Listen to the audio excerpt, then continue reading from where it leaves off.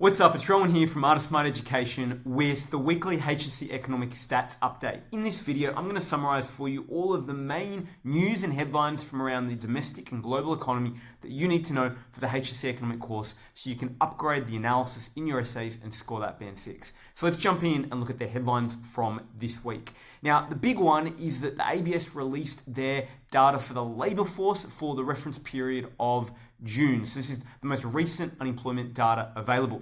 Now, what we can see is that they've got both trend and seasonally adjusted terms. Now, the terms we want to look at are actually the seasonally adjusted. Now, you might wonder, what is the difference between trend and seasonally adjusted? Ultimately, seasonally adjusted is where it takes into consideration, the variations for time of year and season that can cause variability. And it produces a more accurate short-term indication. So trend terms are more accurate if you're looking at sort of longer term, structurally what's going on, where seasonal adjusted is more accurate if you're looking at the more short to medium term. So for our benefit, it's more useful right now to look at the seasonally adjusted terms. So if we take a look at that, we can see that unemployment just ticked up a little bit from 4% in the prior month to 4.1%. We saw participation increase a little bit as well.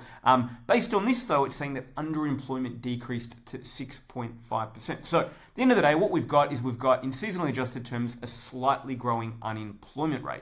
Now, why is this relevant? Well, of course, the RBA in monetary policy decisions, is no longer just looking at inflation, right? It used to be that inflation targeting was their core objective. With the recent review of the RBA in monetary policy, the RBA have taken on the commitment to look and prioritize both unemployment and the inflation target simultaneously. And so really, one of the reasons they haven't gone as hard and fast in their cash rate increases relative to the rest of the world is that they're trying to also prioritize minimal impact on unemployment. And of course, in a cost of living crisis, the greater the levels of unemployment, the more difficult it is for people to afford more expensive goods and services, and you get worsening inequality. So it is something to be very, very mindful of. Now, there's some really great analysis that has come through on the recent update. ABC News has a fantastic piece here. And what they looked at was, what's a little strange, right, is that, the unemployment rate has ticked up despite 50,000 mostly full-time jobs being created. And so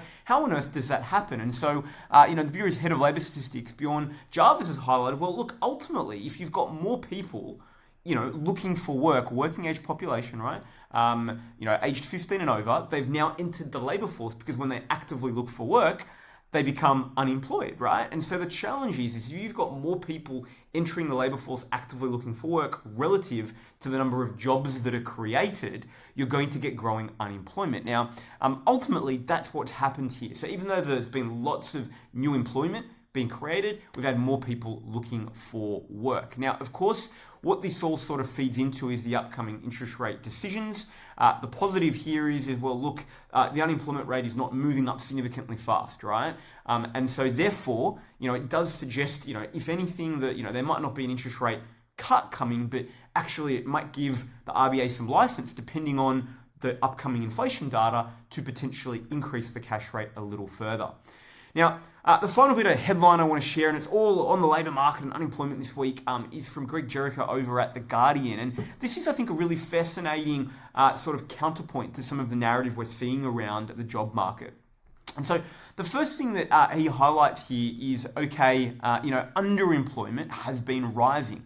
So if we look at, underutilization, which is unemployment plus underemployment, that figure has actually been going up. And so that's risen from a low of 9.5 in February last year to 10.75 in May. And so you can see, the overall figure is moving on the up. Now, of course, it is still well below really anything that we've seen, for most of the 2010s, right? And it's sort of at a level that's sort of akin to, really mid-2000s. So in many respects, historically, it's still in a really great place, but it's worth noting that that underutilization figure is starting to move upwards, which does so, softening in the labour market. Now, the other really great little bit of stat here is, I think, more the point, and this was data that Commonwealth Bank economists released, about what's going on in the labour market. And the reality is that a lot of the sort of ongoing job creation is not coming from the market sector,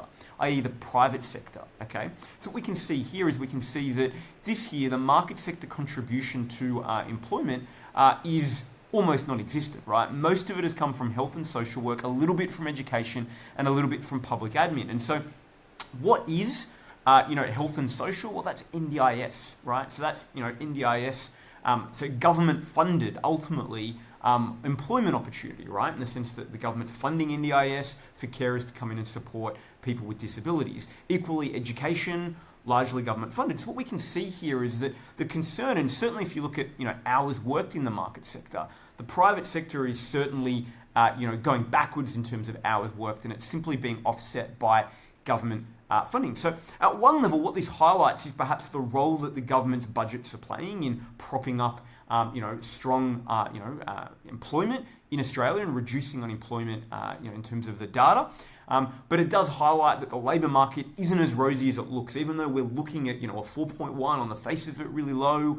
Actually, if we look at, market sector, it's not looking as great. It is softening considerably, and that does highlight that maybe the RBA needs to continue to tread softly in cash rate decisions if they're going to continue to prioritise both the unemployment and the inflation target. So there we have it. They are the main headlines from this week. If you're sitting your HSC trials coming up, if you haven't been, really recommend start getting into those essays. One of the most effective ways to revise. I'll see you next week.